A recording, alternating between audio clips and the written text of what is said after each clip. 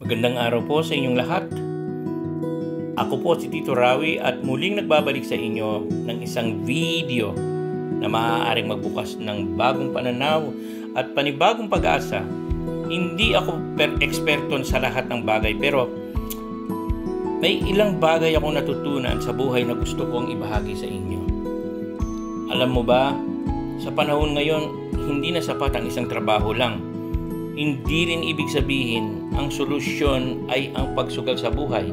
May paraan, may diskarte. At sa vlog na ito, ituturo ko sa inyo kung paano ka pwedeng magsimulang muli kahit walang puhunan. Yes, kahit walang puhunan, kahit wala kang malaking kapital, kahit estudyante ka pa lang, kung tutuusin, kahit OFW ka, kahit isang kang simpleng magsasaka. Isang bagay na gusto kong talakayan natin ay ang entrepreneurship. Ang entrepreneurship po, hindi lang ito tungkol sa negosyo. Entrepreneurship is a mindset. Ang kakayahang makakita ng solusyon sa problema, makabuo ng diskarte kahit sa gitna ng kawalan. At higit sa lahat, ang tapang na subukan ang kahit walang kasiguruhan. Ang tunay na entrepreneur ay hindi lang may pera. Ang tunay na entrepreneur ay may tapang, may lakas ng loob, at higit sa lahat, may malinaw na layunin kung bakit siya nagsimula. Bago ko rin sabihin sa inyo ito, at mayroon akong gustong i-share sa inyo yung quote ni Jack Ma na ang pinakamayamang tao sa China, no? Ang sabi niya, naglagay ka ng pera at saging sa harap ng unggoy, pipiliin niya ang saging. Bakit? Kasi hindi niya alam na ang pera ay kayang bumili ng maraming saging. Ganyan din ang tao. Maraming tao, mas pinipili nila ang trabaho kaysa negosyo.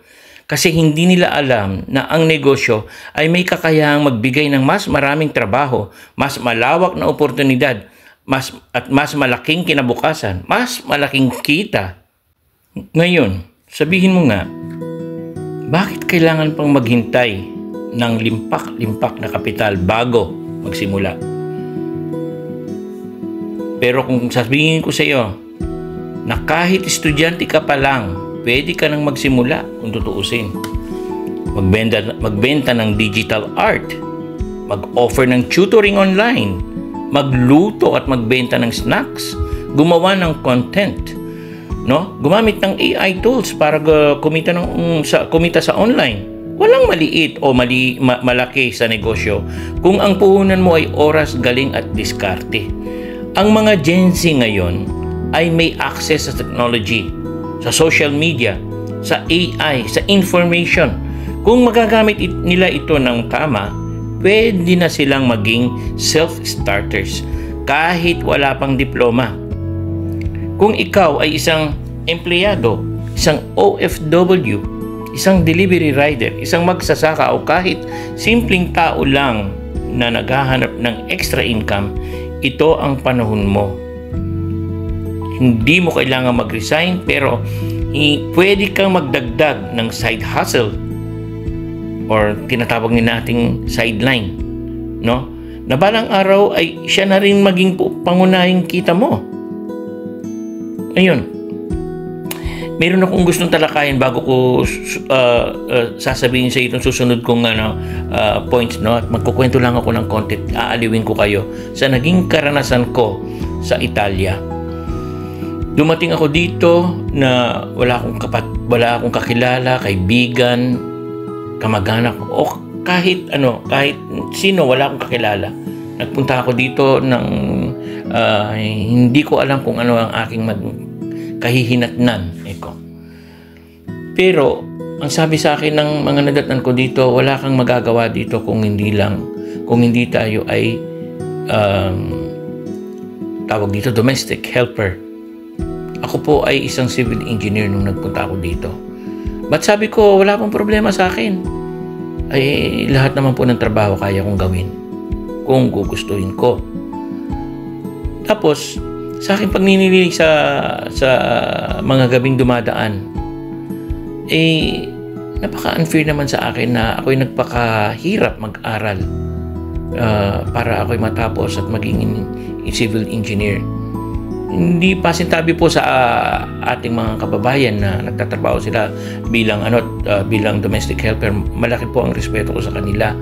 But gusto kong gamitin itong aking pinag-aralan dito para maipakita ko rin sa aking mga kapwa Pilipino na hindi to totoo na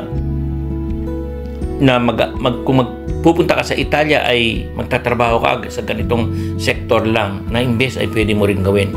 Nakabuo po ako ng isa pong negosyo, isang business, a small scale construction company, no?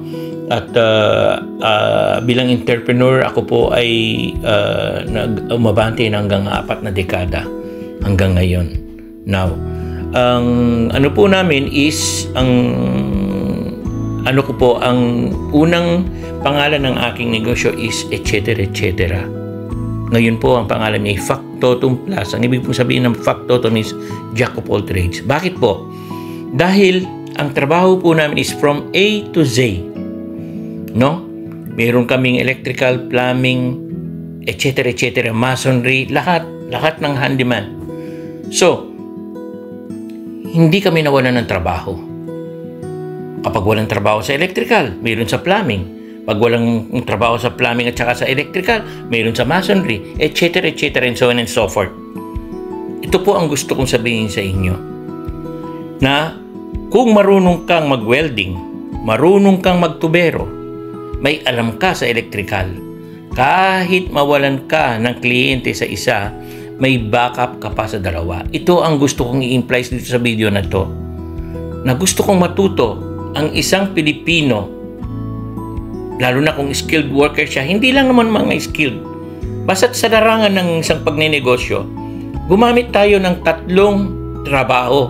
Tipo ng trabaho na kung hindi tayo, wala tayong trabaho dito sa isa, ay maaaring makakakita tayo dun sa dalawa. And so on and so forth. No? Yan po ang naging karanasan ko. Never sa loob ng 40 years na nawalan ako ng trabaho. Yun po ang dapat gawin natin kung maaari ng ating kayong mga kababayan ko, na gusto kong i-imply sa inyo na itong ganitong diskarte ay napakaganda. Hindi po kayo mawawalan ng trabaho. Siguro, kakaunti ang naghahanap na ng trabaho nun. Bakit? Kung halimbawang nurse ka, bakit hindi ka pwedeng maging content creator? Hindi ka pa pwedeng mag-business ng iba na halimbawa tutorial? Mag-tutor ka regarding yung nurse, or kahit ano po, kahit sa mga mag-aaral nating mga kabataan na gusto nilang magpa-tutor, no, through online. Yan po yung mga bagay-bagay na pwede nating pasukan. Hindi lang isang trabaho, and kailangan po mayroong professional touch. No, may dekalidad po dapat yung trabaho nyo. Bakit? Para ang kliyente nyo ay magbabayad siya ng walang kaproblema, at tatawagan ka pa kapag ikaw ay kapag siya ay nagkaroon na uli ng panibagong problema, at alam niya na ikaw, kung nagpatrabaho siya sa iyo ng electrical, alam niya na ikaw ay marunong ng tubero, marunong kang mason, marunong kang mag-welding. Umaabot pa yung, nadadagdagan pa yung kliyente mo. At saka kapag mayroon pong professional touch ang inyong trabaho, itong kliyente nito ay ipapasa niya yung pangalan nyo sa ibang kanyang mga kaibigan, kamag-anak o kakilala na si Juan de la Cruz ay magaling dito. Number 1 is honesty. Maging tapat siya sa kliyente, sa kanyang trabaho. Maging honest siya. Yan ang pong importante. Huwag po ninyong kalimutan yan. Professional touch, number 1 po yan. Okay? Wala naman pong masama sa pagiging empleyado. Pero ang tanong, hanggang kailan ka magiging empleyado? Sa employment, may sweldo ka. Pero limitado ang kita. Sa entrepreneurship, walang kasiguruhan, pero walang limitasyon ang pwede mong kikitain. Hindi lahat para sa negosyo. Pero lahat may karapatang matutong magnegosyo. Yung mindset lang po, no? At para sa mga nagtatrabaho sa agency o sa abroad o sa kahit sa BPO, tanungin mo ang sarili mo, kapag nawala ang trabaho ko, anong alam kong gawin? Yan po, napakahalaga ng ganong klaseng tanong sa sarili.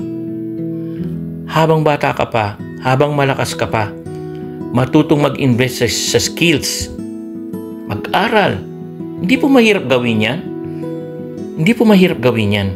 Hindi lang sa pera, kundi sa kaalaman. Alamin ang freelancing. Gumamit ng ChatGPT, Canva video editing, matutong magluto, magbenta, o gumawa ng sarili mong produkto. Ang pinakamagandang puhunan ay yung wala kang puhunan kundi determinasyon. Kaya, sasabihin ko sa inyo, kaya mo to. Hindi mo kailangan ng perpektong simula. Ang kailangan mo ay matinding hangarin. Kahit simpleng hakbang, araw-araw lang sa ginawa ng Diyos.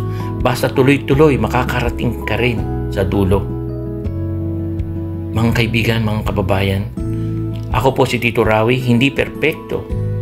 Pero totoo at naniniwala ako sa panahon ngayon, ang tagumpay ay para sa may tapang, hindi lang sa may pera.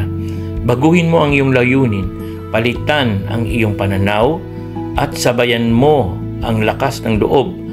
Hanggang sa muli po, ako si Tito Rawi at ito ang vlog na para sa iyo, kwentong totoo, discarding buo at kabuhayang may puso. Abangan nyo po ang part 2 ng video na to. And kung nagustuhan nyo po ang video na to, please comment, like, share, and subscribe. Marami pong salamat at magandang buhay.